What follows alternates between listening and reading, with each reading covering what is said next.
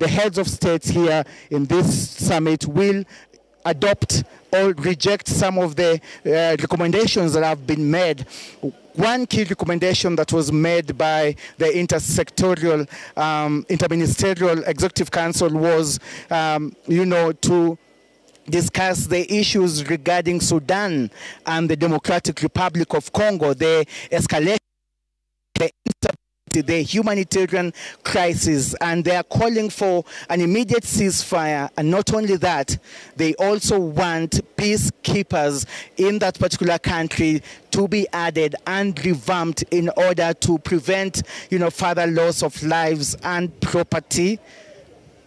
Live pictures here, just outside the 2 meters apart, away from the Nelson Mandela plenary where the summit will happen. What you're seeing here is the arrival of various ministers and appointees, high-level representatives for various countries of that part and parcel of the 49 member nations that are taking place, that are participating in today's program. And just briefly, let me just take you through what we expect to happen today. The agenda that was earlier passed on by the Council. Remember that the Council is the Secretariat of the Africa Union, and according to the program that I have right now is that we're going to have an opening ceremony that will kick off with the singing of the Africa Union anthem. Thereby, after, we're going to have statements from various speakers of this particular summit, and then after that we're going to have announcements by announcement of the Bureau of the Africa Union Assembly for the year 2025, and later on, of course, we also expect to have the closed session to start. Like I mentioned earlier, remember that it is not just the heads of states who will be part and parcel of that particular 38th ordinary session of the heads of state here. We also have international observers, many of them from global institutions or organizations. You have the United Nations, you also have the European Union, you have the likes of the international humanitarian agencies, the International Red Cross, the International Red Crescent, all of them, but just part and parcel of today's summit here. Just makes a sense of, this is really, really, really high stakes, high level deliberations. So even as the ministers arrive from this particular entrance, we also have another VVVIP area that is only exclusive for the heads of state, the presidents who are arriving here, including Kenya's President William Samoei Ruto, who already made his way accompanied, driving in the same presidential motorcade and vehicle with Kenya's candidate Raila Amolo Odinga. They arrived here about 25 minutes ago, and they were ushered into a holding area before they make their way to the Nelson Mandela plenary.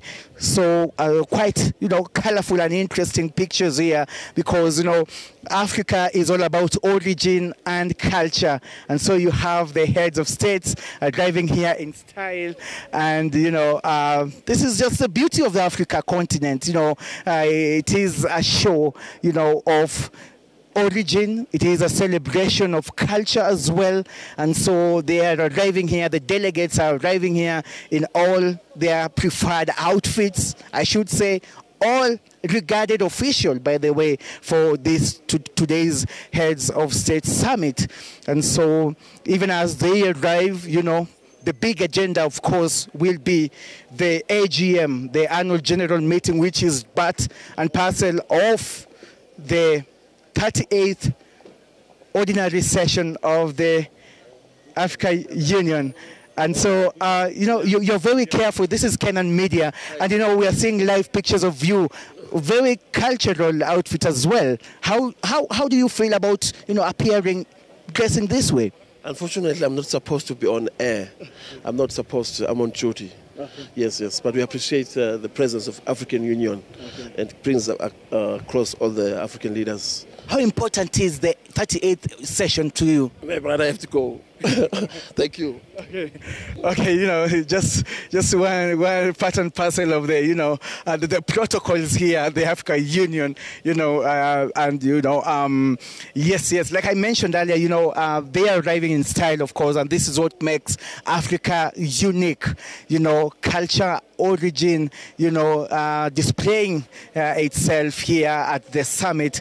But if you can just go back to the program, like I mentioned earlier, you're going to have the AU anthem. We're going to have statements or announcements on moderation, how this summit will be conducted, and then we're going to have the announcement of the Bureau of the Africa Union Assembly for the year 2025. We're going to have the launch of the Africa Union theme of the year 2025. After that, all the delegates and the heads of state inside that particular Nelson Mandela plenary will walk out for a photo session that will take only 5 minutes.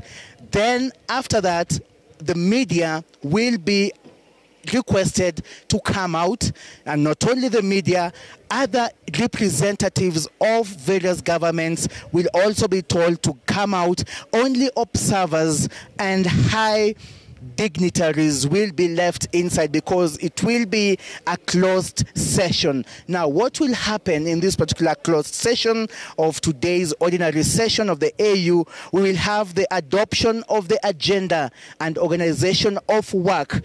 What will precede will be the adoption of the agenda, and then they're going to discuss how the organization of work is going to be. Next will be the elections and appointment of members of various AU organs. We're going to have presentation of vision statements and proposed priorities for candidates for the election of the chairperson of the Africa Union Commission. And this is now where the likes of Kenya's Raila Amolo Odinga, Djibouti's Mohamed Yusuf Ali, and Madagascar's Richard Randriamandrato will be called in to enter the plenary from the holding area, because this is where they are now being called upon to be part and parcel of the election process. Remember that they are their own agents and they have the mandate of just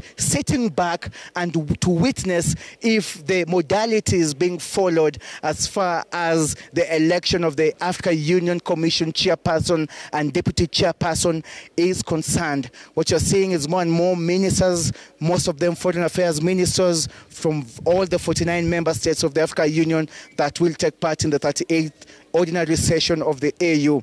So let's go back to this agenda. We were talking about the election. So after the election, we are going to have also the election and appointment of the chairperson of the Africa Union Commission. Like I mentioned, they will be called, all the three of them, inside the plenary. Next, we're going to have the election and appointment of the deputy chairperson of the Africa Union Commission. Remember, according to a diplomatic practice that is usually followed here at the Africa Union, we are going to have a deputy from the northern side, that is the Maghreb region of the continent. Then after that particular session of election, down to business again. The winners are going to be announced immediately. And why? Because they're supposed to now be part and parcel of the next step of the program, which will be the strategic reports presentation. They will talk about the peace and security